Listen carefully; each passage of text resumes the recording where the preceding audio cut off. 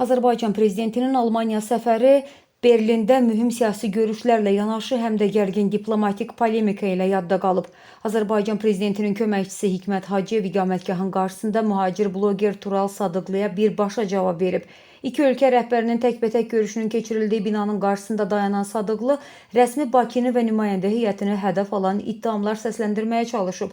Lakin prezidentin köməkçisi provokasiyaya sakit, amma olduqca kəskin reaksiya verib. Vətənə xəyanət edən insanlara yazığım gəlir.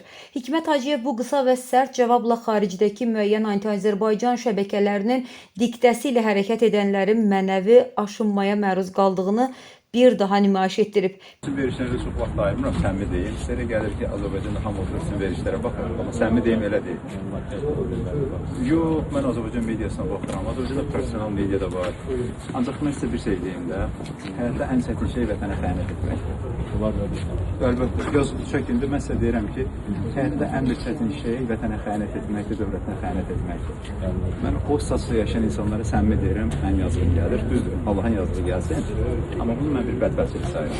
Mən vətənə əksinə vətən üçün çalışdığını danışdığını vətən üçün çalışmaq deməkdir. Və məsələn, o Qarabağdakı separatistləri təşviq edəndə siz vətənə nə düşünürdünüz? Montaj videoları, onu açıqlamaq. Yenə deyirəm, mənim haqqımda nə deyirsindən sonra 5 qat artığını deyin. Ayətlərəm sizə.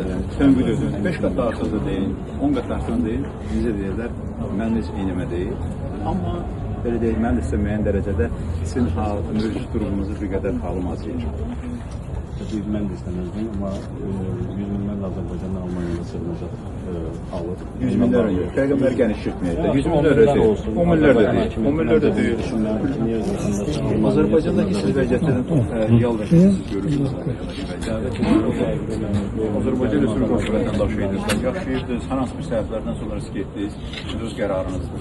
Ona görə də həyatda sizin haqqınızda baş verən və bilməyən hadisələrə görə Azərbaycanı günahlandırmaq bu düzgün deyil. Mənim bir səbəbləri özünüzə də axtarın. O zaman dəvət edilən təhlükəsizliyi yaradır. Azərbaycan vətəndaşısınızsa biz hər bir Azərbaycan vətəndaşını dəvət etməliyik. Sizin öz qərarınızdır. Cinayət işi var, istintaqla əməkdaşlıq edin, cinayət işinə cavablarınızı verin.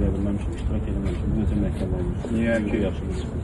Mən hüquqşünas deyirəm, hüquqşünas olduğuma iddia etmirəm, amma sizin barənizdə istintaqlar olub, istintaqla əməkdaşlıq edin, mövqeyinizi bildirər. Amma siz bunun müqabilində siz nə edirsiniz? Məsəl üçün, Azərbaycanda kimi gördünüz, təhqir etmək, şantaj etmək və s. Bilirik ki, səmimi deyək də, yəni ki, sizdə göstərim mən jurnalistlərdən çıxıb gedərəm. Yəni siz özünüzə jurnalist olduğunuza iddia edirsiniz, bu peşəkar jurnalistika deyil. Səmimi deyim, bu peşəkar jurnalistika deyilsin, elədiniz. Müəyyən bir bloqosfera ola bilər, bloq çərçivəsində fəaliyyət göstərsin, yəni sizin şəxsi qərardır. Təşəkkür ederim. Təşəkkür ederim. Uğurlar arzu edirəm sizə. Sağ olun.